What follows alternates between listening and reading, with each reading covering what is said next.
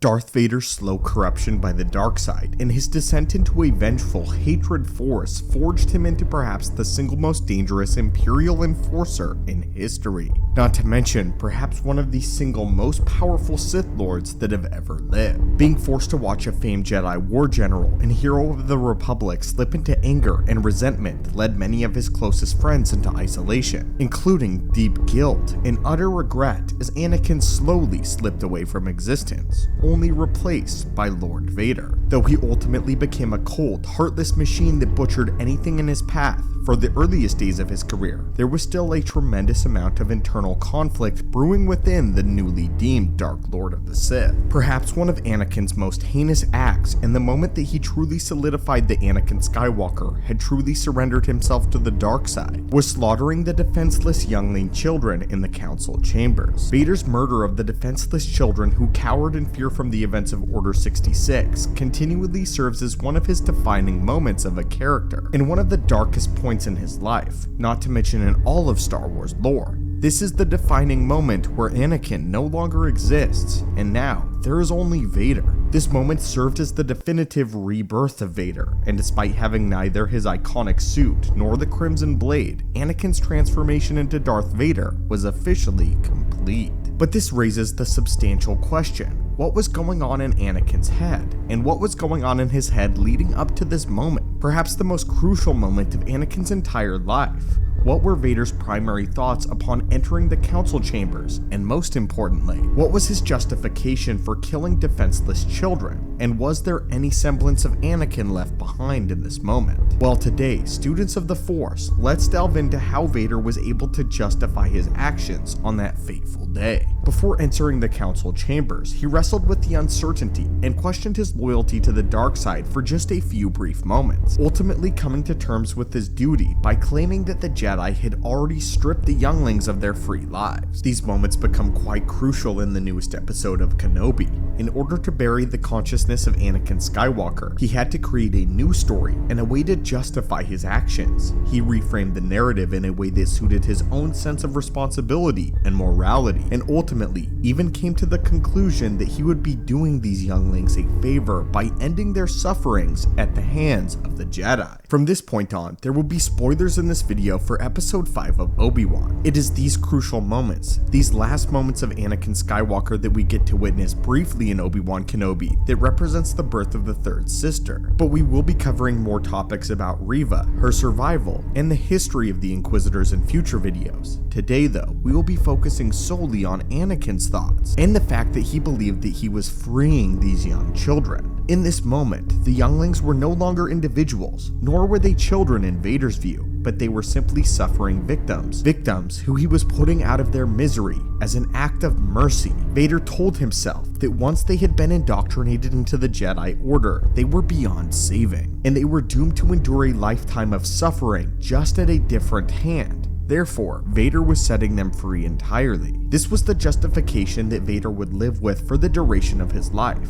and once his divide from Anakin deepened, he would eventually come to see the two as entirely separate beings. Anakin Skywalker is dead. This allowed him to distance himself from the intimacy of the atrocity and put the blame on Anakin, which is actually a crucial part of the Vader character. The fact that he blames this moment on Anakin and not himself. At the beginning of his transformation, his viewpoint was drastically different, while the chaos and calamity of Order 66 and the siege of the Jedi Temple led to this moment being one of many distinct atrocities that Vader would commit. The expanded material gives us a much deeper insight into not only this moment, but the larger reaching ramifications that it had on both Vader's psyche immediately following, and his development into one of the most formidable Sith Lords in the history of the galaxy, as his relationship with this moment does undergo a transformation. In the comic line Darth Vader 7, the story of Vader's early days, his rise and solidification into the fold of the dark side, and his allegiance to the Emperor are explored in much more detail. We are able to see how this event took its toll on the Dark Lord from an internal perspective,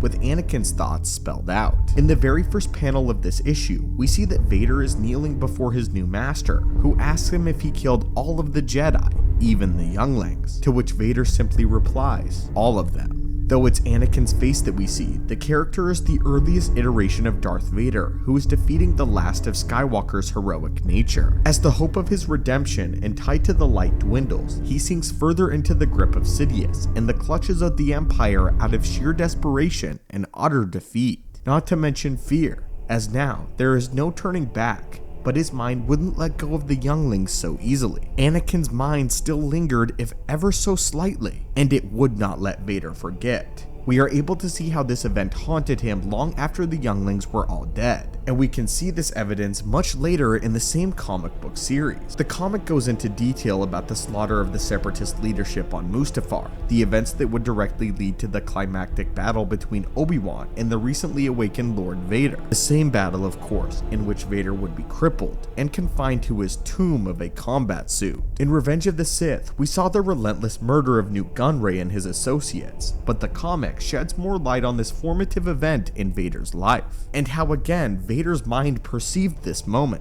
In the comic, we see that Vader's mind is still preoccupied with the Younglings, and he is still grappling with his actions to kill them. His guilt and his regret plague him as he slaughters the Separatist leadership, but at this point, it is understood that he is too far gone, and there is no redemption for the lost Skywalker. There is only the dark side, there is only Sidious, and at this point, there is only Padme's life. It's highly likely that this lust of rage and violence helped to deepen his connection with the dark side itself, and in doing so, would cause him to feel such a surge of immense power, reinforcing the idea that he needed the dark side, and that he needed it in order to save Padme, and that it would provide him the necessary strength in order to do so. After all, he had only freed the Younglings from their suffering, but in doing so, he would be able to save his wife from certain death. The Younglings' fate had been decided. At least this though, at least he had Padme in the end. At least he could still be Anakin, maybe. Wrestling with his guilt and self-loathing would have augmented his hatred and his suffering, making him more powerful, both of which would have strengthened his connection with the dark side and allowed him to expand the extent of his newfound power. Even if Anakin wanted to turn back, Vader was too far gone, and there was no hope for redemption within his very mind. Vader understood the weight of his actions and knew full well that redemption was likely far beyond him. He had already effectively killed Mace Windu and a myriad of other Jedi, as well as of course the Younglings that would not leave his mind, as well as played a direct hand in the collapse of the entirety of the Galactic Republic that he had sworn to serve and protect at all costs. Even if he had wanted to turn back, there was nothing to turn back to, as the remains of his old life were simply the barren, ashen remains of Coruscant and the Jedi Temple. There was no more council, nor were there a Jedi Order to return to. The Senate was in shambles, and the only power that remained was the power that Palpatine decided,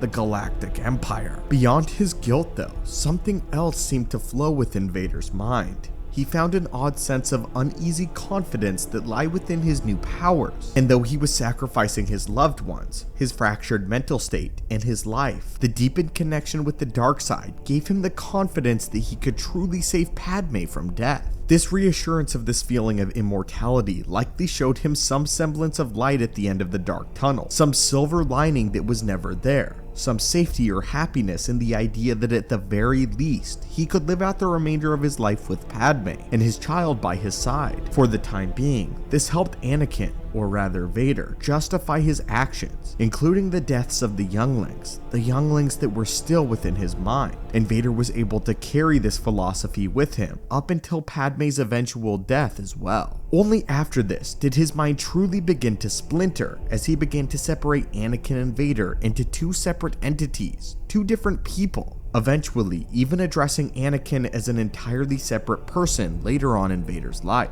As his disconnect from his past life worsened, he began to distance himself from the events of that fateful day. But in the moment, Vader did in fact not only have his doubts, but he came to grapple with the events on a highly personal level, even taking the burden to Mustafar and beyond, showing that the birth of the merciless tyrant may not have been fully formed, and that the light within the fallen Jedi likely still remained for a few more brief moments. In the end though, the light within Anakin himself, died with the younglings in that room. But anyway, students of the Force, what do you think of this insight into Vader's psyche and mental state during this crucial moment in Star Wars? Did you know that Darth Vader actually regretted killing the younglings? And what other events do you think took their mental toll on Vader? As always, students of the Force, thank you so much for watching. Hit that subscribe button, and may the Force be with you.